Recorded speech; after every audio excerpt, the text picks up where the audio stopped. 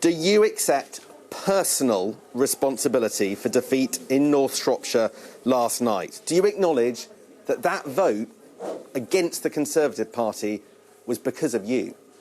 Clearly, the vote in North Shropshire is a very disappointing result, and I totally understand people's frustrations. I hear what the voters are saying in North Shropshire, and in all humility, I've got to accept that verdict. Yes, Sam, and what I would say is, of course, I understand that what voters want us as the government to be doing at all times is to focus on them and on their priorities. And my job as Prime Minister is to get the focus onto the stuff that really matters to all of us. So not just the vaccine rollout, getting boosted now, but what we're doing to fight crime, to sort out our borders with the Borders Bill, the Human Rights Act, and what we're doing to keep the economy going. We've got the fastest growing economy in Europe, more jobs now than there were before the pandemic began. What we're doing to train up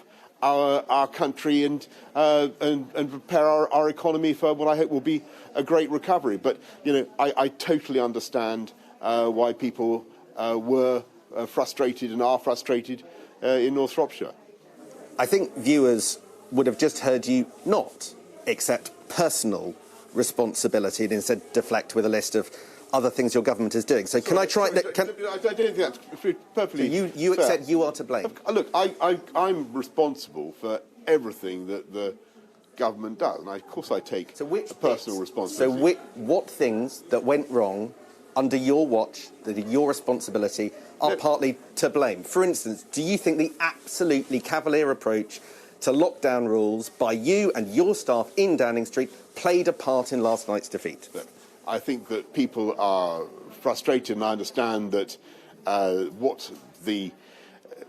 basically what's been going wrong, Sam, is that in the last few weeks, some things have been going very well, but what the people have been hearing, is just a constant litany of stuff about politics and politicians and stuff that isn't about them and isn't about the things that we can do to make life better. And so, to that extent, of course, you're right. And I think that the job of the government is to make people like you, Sam, interested in the booster rollout and in skills and in housing and in everything else that we're doing. And unfortunately, you're totally right, we haven't been able to get the focus on those issues. So, Prime Minister, it sounds to me like you're quite clearly blaming the public for being focused on the wrong thing and the media for reporting the wrong thing. So can I try again and ask a number of things, whether or not you think the following are responsible? I think that's very unfair. This is what Tory MPs are saying to us, so forgive me, this is what your colleagues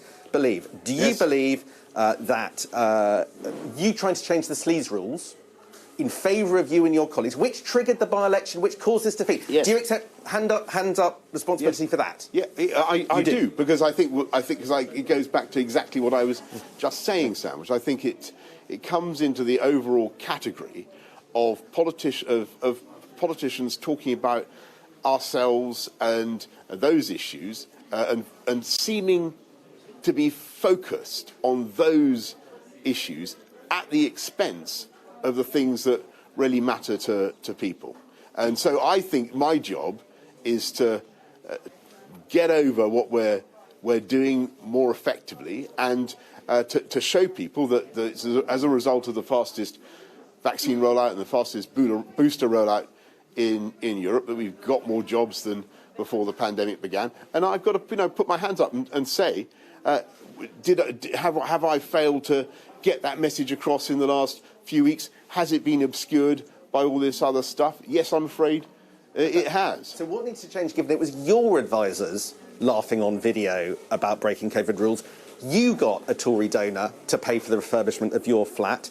How do you stop those things happening again? That's the question Tories are asking today. Yes, I know, but can I just with all humility and respect to you, Sam, those questions are exactly the kind of questions about politics and politicians and all those kinds of things you run, the running of government, that I'm going to have to fix, of course. But the real issue that I think people want to focus on is what we're doing to sort out the NHS, the investment that we're putting in to get us through a very tough time, and what we're doing to tackle the pandemic. And that is the number one priority for the government. Because if I may say, respectfully, Omicron is if I can move on to that for a second, Omicron is a very serious threat to us now. We are seeing a considerable wave coming through, and people have got to be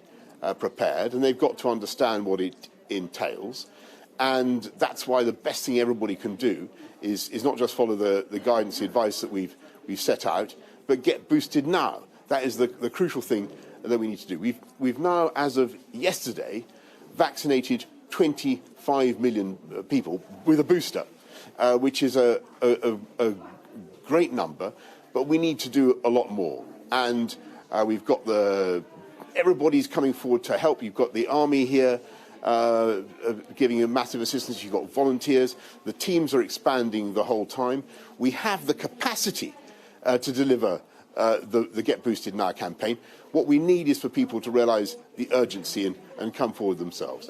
Prime Minister, Tory MPs say the dysfunction of your administration is having real-world consequences about exactly what you're talking about. For instance, your cabinet ministers are contradicting your scientific advisors over the rules and over the guidance. Should people be cancelling social events in the run-up to Christmas? Yes or no? Well, I've said already that people should be cautious, but what we've also said is that people should decide what they want to do. It's a matter for their personal choice. We're not closing things down, but we do think people need to be cautious, and you can see that further and urges people to prioritise just what they absolutely need to do. Is he right? Yeah, look, I think what both Chris Whitty and I are saying is that there is a big wave of Omicron coming through.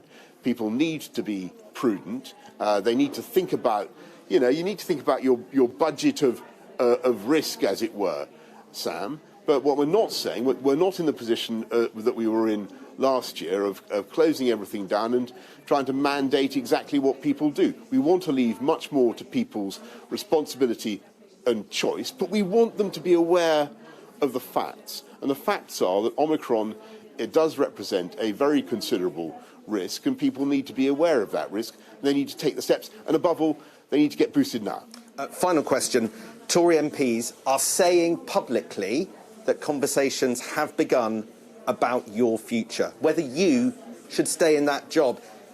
If it was in the interests of the country, if it was in the interests of the Conservative Party, would you resign? Sam, can I just remind you everything I've been saying throughout this interview, which is that is exactly the kind of question that qualifies, that breaks the golden rule. What we're focusing on is getting the job done. What we're focusing on is trying to make sure that we not only have the fastest vaccine rollout in Europe, the fastest booster rollout, as we've already done, but that we're able, because of the Get Boosted Now campaign, to avert some of the more damaging consequences of Omicron. That is what the government is engaged in doing now. That is what I am focused on. And do you know what? I think that is what people would want me to be focused on right now.